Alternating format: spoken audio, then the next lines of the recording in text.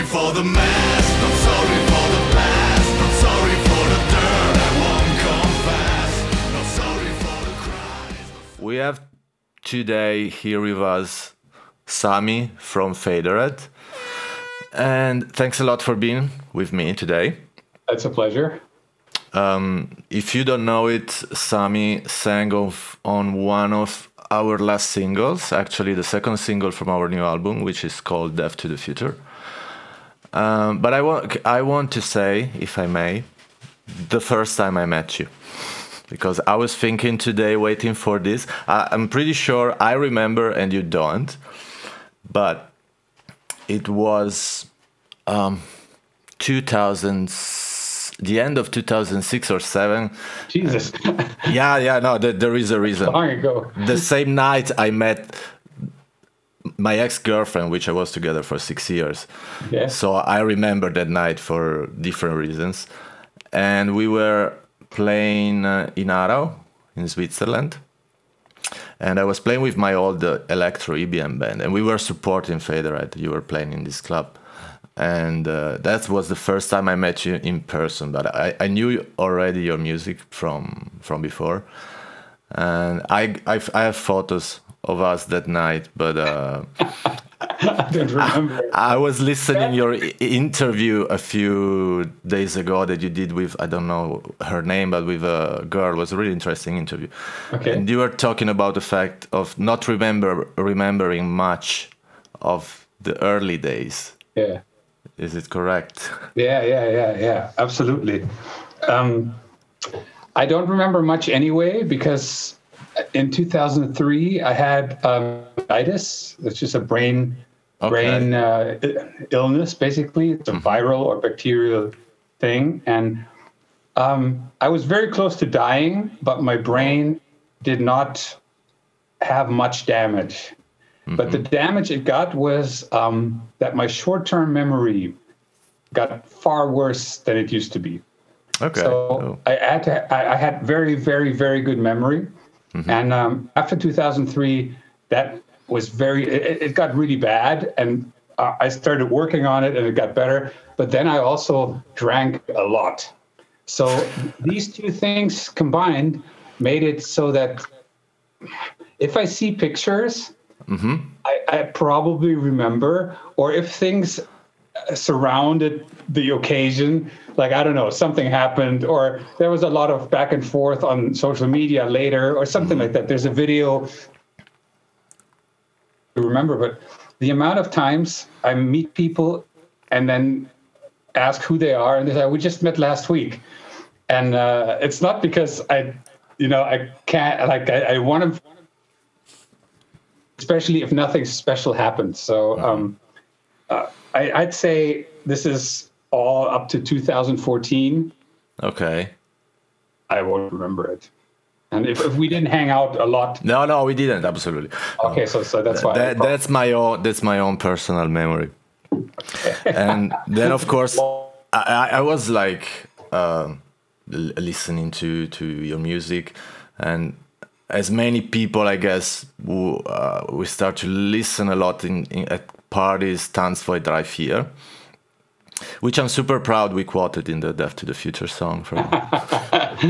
When I wrote it, I was like, first of all, I was really surprised that you said yes to sing on the song. I don't know. I think it still comes from back in the days when I always thought you were kind of doing your things and not really into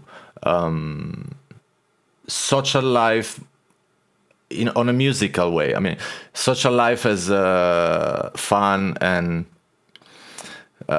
party and your concerts and things. I always thought yes, but probably reading what you were writing back then on your blog about don't talk to me, don't give me the CDs. I remember once I gave you a CD, and that's the reason why I didn't send you a Hell Boulevard CD, because I know you're not, or you were not used to be a fan of CDs, of physical things. Yeah. I don't have a CD player, so yeah, exactly. That's what you told me. So yeah, but I was surprised. I was super happy and proud you said yes. The thing is this, though. when I started in this scene, I mean, I was playing metal before and producing like hip hop for local artists. Okay, But, had no idea. When I started in this scene, I thought one of the best things to do is do collaborations here and work with this guy here. And within like, I don't know, a year, I found out that nobody likes to do that. Maybe they didn't like me, but overall, it was just like, if there was one vocal feature a year from two bands, that would be a lot. I can only talk about the electronic side of it. Sure, of course. Because I didn't pay attention to the rock side.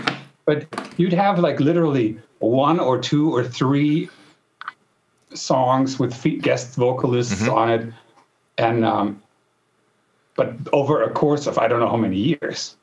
And I started just talking to other guys like, hey, we should do something together. And nothing ever came of it. And they'd usually always say things like, yeah, nah, I'm not into that. So it wasn't even like, yeah, we should do it. And then nothing ever came of it. But just like, nah. And they didn't do it with other people either. So I think it wasn't me being an asshole or something. More like a general thing. It was a general thing. And at some point, I just didn't care anymore because why ask people if they... Yeah, totally. And so when you asked, I mean, we've known each other not that long recently. Yeah, like, exactly. Forget the 2006, but I mean, we always got along and text each other about camera stuff, whatnot. Yeah. So, I mean, I like your music in general. So Yeah, I would not ask you if you would not know each other. Yeah. Because I don't I enjoy doing this with friends or with people that I know and I like, of course. I think I asked once to a female singer to sing on one of our songs, never got an answer. I don't know if I can say, but later on I got the request to shoot a video for her. From her? I just, didn't say anything about my request who didn't get an answer, just shot the video. Well, if she paid you, fuck her. Exactly. That's the whole point. But I like doing that because I like the chance later on maybe to do it live and be stupid on stage and things like that. I do it for the friendship thing, not for other reasons. Of course, I like the artist. I like if I ask you or we ask Chris once. And Florian, for example, Florian Gray's somewhere all the time in my stuff because he's doing a porn voice in the new album. That was the way I thought it should be. And that's why I was like, why is nobody doing this? Because it makes everything better. And even if it's not just a friendship thing or a fun thing, even then it helps both bands because you get a few fans from this guy, a few friends from, and the name shows up here and there. I never understood why people don't do it. And But your last single was also a feature with Sven, if I'm correct, right? Yes, but that is like I do a thing where I how do you call it? Where I never do the same thing that was successful right after it again. So my last album sold very well, which is strange for these times, and everyone keeps saying it's my best album. So the last thing I want to do is I jump on the I jump on that train. Sorry. I jump on the same train of these people. I also think it's your best album. Just my. I appreciate I love it. I don't want to make another album and then be compared to what I did. So I did this when I made Dirty Girls. Everyone liked that track. And my label was, you need to make another one like that. So I made Tanzvorreife, which is the opposite. It's like the one was like electro house and the other one was EBM with screamy German. So when Tanzvorreife was a really big hit, I decided to make an EP with ballads because I did not want to put the pressure on me to have to follow that up, which is basically impossible. That was a big surprise. It was. For me, it was the biggest surprise. And so I wasn't like, let me do that again. And it's the same thing now. The Asteria record was very popular. So that was like a purposeful decision to say, okay, what can I do? Maybe I should just release a few singles, maybe 4 or 5 singles now within 3-4 month, distance. Yeah. And if I release singles, that's kind of boring. So maybe I just find guest singers who are interested. And just to what I said earlier, it's difficult. It is really difficult to find people to sing. Yeah, can imagine. I don't know. It's weird. Most people don't like doing guest vocals. So I'm very happy that Sven did it. And he did it like, I texted him. He said, "Yeah, send me the track." It's like, "Yeah, that's a great track. Let's do it." And it was done like this. So perfect. I don't know him personally, but I always had good energy from him. It's very good. He's one of the nicest guys in the scene I've ever met. So. Talking about your ballad album, yes. I don't. If I remember correct, it's not on that album, but my favorite Faderhead song is "Exit Ghost" since. I think that might have. I'm not sure. No, wait. Exit Ghost was before FH3. Okay, yeah. Yes. It's weird. And yeah. It had a really nice video too.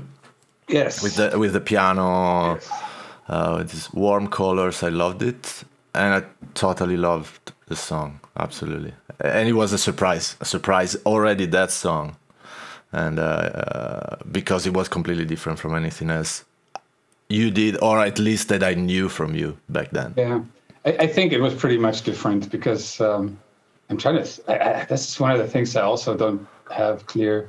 It's like a love ballad, but I think we even shot the video in like one day in the garage of my label partner. And he had, back then, there was no DSLRs.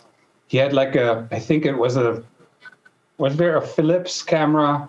Okay, yeah, it could be. With like there was a massive thing with like a connector, because it was one of these square thing TV cameras, like a connector to put like a lens with a big or low aperture on it, so you could have depth of field. Yeah, stuff that looks super professional and it's so uncomfortable to use. Yeah. Well, I was glad he had one, and yeah, I don't know. I don't really remember much making this song or anything, but people say like it's one of their favorites. Yeah, okay.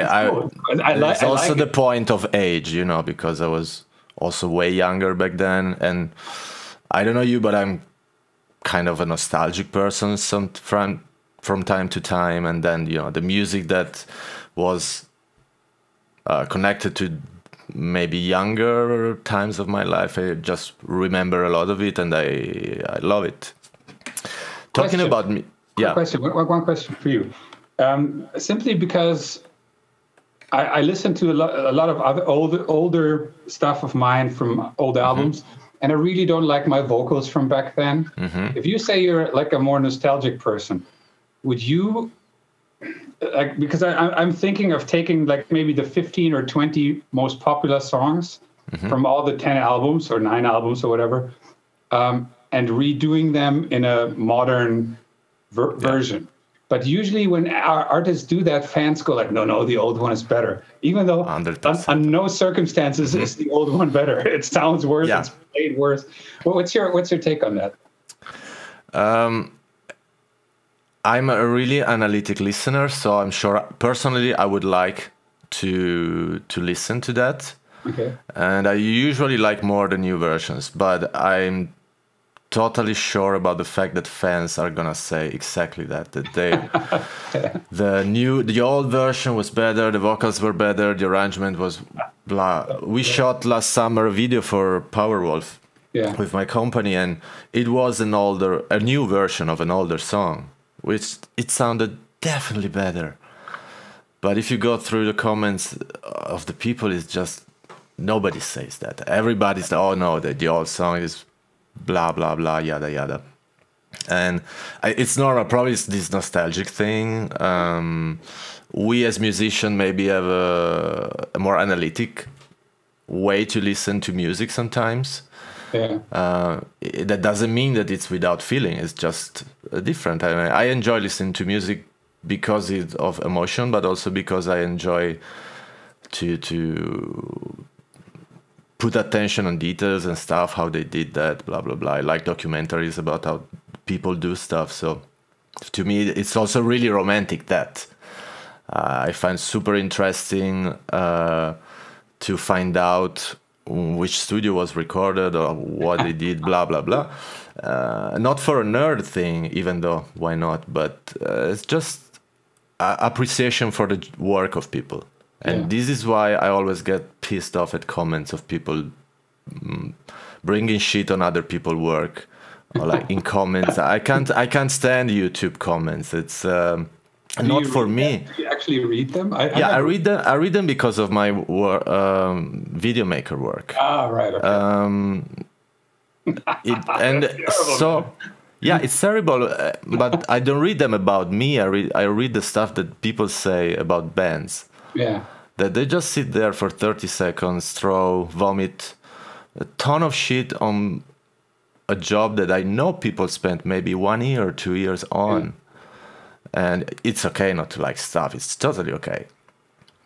But I don't know. I still think there could be a line where it could be slightly more respectful. No, that's.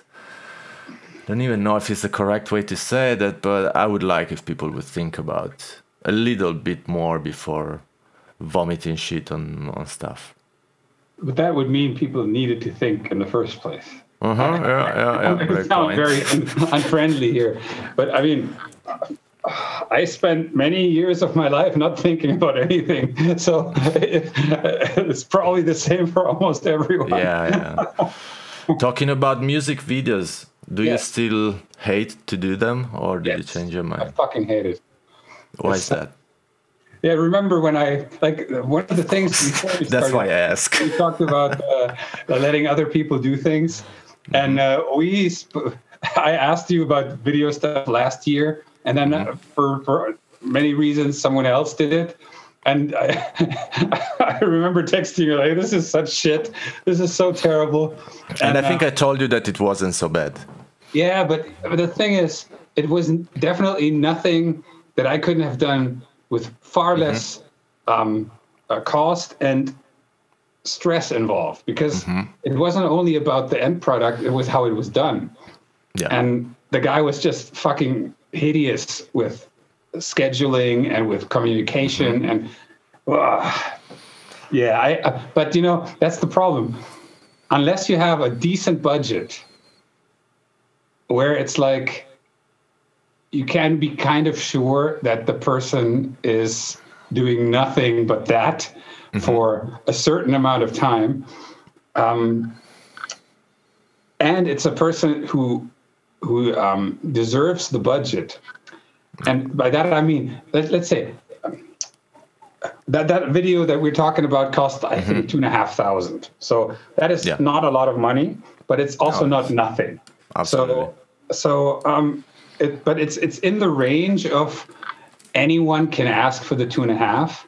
But if you ask 15 to 20, then you have probably such a working machine around you, or experience, because you wouldn't ask for 15 if you don't have this much time in delivering over and over and over, or if you ask even more, 30 or 40 or 50. Nobody will pay you if you only made 3 videos in your life. They won't pay you 20 grand. Nope. So that is kind of the thing where I was like, I could have made this video for 400 euros instead of 2,500, and I could have made it with far less stress than I had. Motherfucker who was like, I can totally imagine the situation. I hope I'm never gonna be in the same situation. I hate shooting videos for my band because I kind of do them by myself. So one of the reasons why most of the times, especially in the last videos, when it's my part singing, you don't see the camera moving. It's just because I trust more Stativ, you call it in German, if I'm correct, than not the camera guy. But which what software you use? Premiere? No, at the moment I'm editing in Resolve. Ah, right. Because there is a little plugin that I use in Premiere. It's called Handheld Cam. Ah, yeah, sure. I used it All too. right. Okay. Because I used But it does that. Yes. It doesn't do like, you know, That is true. kind of not nice things that I do. That is true. Okay. Yes. Yeah. But about the price of videos, it's I think okay, we have an entry price, for example, with our company, but we always ask first what's the budget. Yes. Because if not, there is not even discussion. For a company like ours, it's great to do bigger budget videos, but it also has another side of the medal of the coin. You know, then after that you got bands calling you and ask, "Oh, I want that video." Yeah. So, and we have 500 euros. Yes, of course. And you're like, that video cost 15,000. yeah, exactly. So you have to deal with that, which is, I mean, it's fine. Because I think the same, that you can do great things with really not much money. Yeah. You need a good eye, you need experience, but if you have enough experience, you can just walk out, have a good idea, and with the technology we have right now, it's not so expensive. What you said, the good idea is the main important thing. Like, what's the name? Speak of the Devil, is that the new song? Yeah, Speak of the Devil. Yes. I know that this appears in the song, but I don't remember if that's... Yeah. Like, that was probably you in your garage, and that was it. It was at our assistant garage, yes. Yeah, but it's not like this was a very expensive video, but it's one of the most enjoyable spots. The most difficult thing of that video is the makeup, so we call the makeup artist. Yeah. And we bought a few stupid clothes for Fede, who's the devil in the video. I think I paid dinner to Fede for a couple of days, and that was everything we spent. We used lights that we had in a house, in-house meaning as the company, and a few lights we had in the house of our assistant. But you don't always have a good idea. In this case, I was telling this to Fede yesterday. Sometimes ideas are there just because you have the material for them. If I would not know Fede, yes, I wouldn't think of a video like that, because it would not be possible without him. I could never do that. I can't act. I had to do 2 scenes in this video, and it's embarrassing for me to see myself. Now I have to rewatch it for those 2 scenes. Yeah, there are a couple of scenes where like I fake sport, and he's doing like exercises, and I do it too. And just that, it's not believable. I like it. I'm fine with myself when I have to do the true golf with makeup and bullshit like that.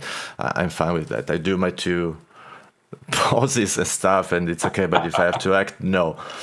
But yeah, I have Fede. Yeah, exactly. I mean, everybody makes fun of me when we shoot videos. It's really because even my mom makes fun of me. I think last Christmas I couldn't be at my parents' home, so my 2 brothers and my family were there, and they sent me a picture all together to wish me Merry Christmas, and they were all like. Yeah, that's funny though. Yeah, I love that. I'm totally. Oh yeah, the autofocus thing. All right, okay. And you're back. Yeah, I'm totally up for that. I love when people make fun of that. It's not a serious thing. It's fun. It's absolutely good. But yeah, then you have someone like Fede. Then you can have an idea like that. Yeah, that's true. And then you can build everything around that. Then there is a bit of technical thing, that just the screens, the TV. But it's a long job. It's a really long job. But when you have Fede, then it's. I said yesterday this during our stream with the band. Before the video, I was a little worried because you have the idea, okay, you have Fede, but then you have to shoot that. Yeah. And I was thinking, and you have to say to the talent, to the actor, what to do, or give them directions. Yeah. Because sometimes you say, oh, you have to look happy, and then they're like, And yeah, no, not that. So you need to give better directions. And I was really thinking, what should I say to Fede? And then Chiara, my girlfriend, just told me, you know Fede. I mean, he doesn't need anything. Tell him that he has to sell you cream, that he has to to be a sport teacher. He's gonna do all the job by himself. And I have so much stuff from this video shooting that I think we are gonna do a blooper version of the video, just with Fede, green screen in the back, and nothing else. That's gonna be. I want to watch that. I want to watch that, definitely. Yes. Want to ask you, what are you? Do you feel motivated at the moment to do music in this situation? Yes. Like, I have so much stuff. I could do another album. I had maybe a month and a half in April, March, whenever. Yeah, like when the tour didn't happen, we played one show. We were supposed to play 10. Oh, yes, right. I remember that. In March and April. And yeah, like you guys. But did you play? You played in January? No. You No. We had to play April, May. Yeah. So I was a little before that. By the way. And we only played one. And mentally, I was like, oh, I don't mind that. But my motivation was completely gone, because album writing, producing, release October. And then basically October post-release, November, December was the video dilemma with that other director. And then it went straight into January, February tour prep and rehearsals and everything. So there was a lot of work, and it kind of like went into nothing. It was just like one show in Mannheim, and luckily it wasn't a big problem financially. So I wasn't like depressed or worried about my living situation or something like that. So that was good, but I had no motivation. And at some point, I don't remember why or how, I just started again, and I don't know. I mean, you know, I make a beat of the week. Yes, yeah. Which is just usually 30 seconds or 45, whatever. Yeah. And I would say every week I have to choose between 3 or 5 of those. That's really cool. So, are you still doing the live composing, the live beat? You know, you did some live stream of you writing stuff. Yes, I do that for Patreon people. I do that every month. It's like I have their chat on the side, and they can see the full screen, and like a little picture of me like this now in the corner. And it's very funny. Like, it is actually a lot of fun. It's sometimes 6 hours. Like the longest is, I think, 5 hours and 50. And you also have the people writing you, like giving you advices, or I would do that, blah, blah. Yeah, I mean, at this point, they mostly don't do that anymore, because none of this. I think there's 3 guys who actually know what they're talking about, and the others are just like, oh, this is fun, and then they kind of make jokes like, I'm going to leave for dinner, and I'm pretty sure the song will be done when I come back. And like we have drinking games. Like if I open a certain plug-in, everyone has to take a shot. Like it's a side chain. Yeah, nice. That's a nice stuff way like to that. do it. Yeah. So I do that, but that's it's not really enough. I sometimes do remixes on the streams, because it might even be more interesting for the people to watch what the original song is and what my thought process is, because I talk loud. Oh, maybe this kick drum sounds fucking terrible. It sounds terrible. Was it good from the start? I mean, did you enjoy doing it from the start? Yes. Yes. Okay. Yes. But I was thinking about stuff like that too. I was thinking about trying to do something like that a few months ago. Do it. And then I tried to look at myself from outside when I was writing music, and I found it extremely boring on myself, because I don't know, like 10, 15, 20 minutes on 2 chords to find, I want another chord. And I just thought that people would just fall asleep. I don't know how you write. I write very quickly. Yeah, I've seen a part of this video when I think you posted it on a part of it on YouTube or something like that. And I saw you were fast. I'm not that fast. I'm not fast. So I think it's because I don't care. I literally don't care. I do something, and it's even almost a finished song. And if it's shit, then it's shit. So be it. Okay. So at this point, I've been doing this for 30 years. It isn't shit anymore. Like, most of the stuff is at least okay. What about doing a shit songs album? I did. You did. You fuck. Yes. While I was asking, it just popped up in my mind. You fucking did that. That's really terrible music. And you know what? The worst part about it is people actually liked it. There were people. What else? I was like, why am I even bothering? What else? Okay. For people who watch this, just as an explanation, I don't know when it was, maybe 2013 or something. Because maybe they were thinking, if they don't know it, maybe now they are thinking that you were just without inspiration and you released an album that was just shit. But no, it was intentional. Let me tell the story to this. This is even better. I made an album called FH4, and the album was finished, and it was very early, like a month or two till release. And I had the idea to just sit one day, and write all the songs again as badly as possible, but with the same titles, so that I could then upload it to Russian servers, to the Russian pirate servers, and to Pirate Bay and all that. And I wanted to have it out like maybe 3 to 4 weeks before the actual album. So just to fuck with people and amuse myself. And we even made like the ASCII release group file to it. It was called Tony Stark Release Group, whatever, I don't know.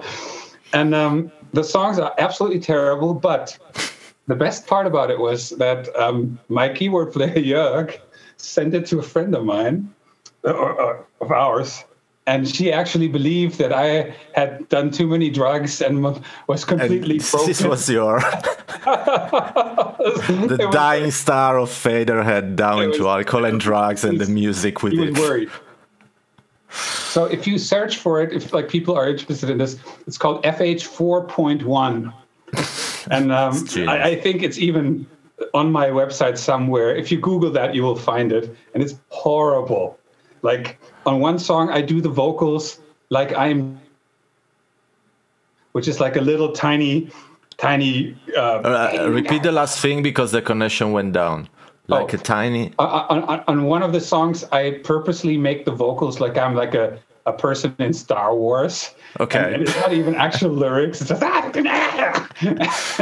and people thought it was an RCBM song. It was probably. I don't remember. It was great. Yeah. You should listen to it if you want to listen to terrible music.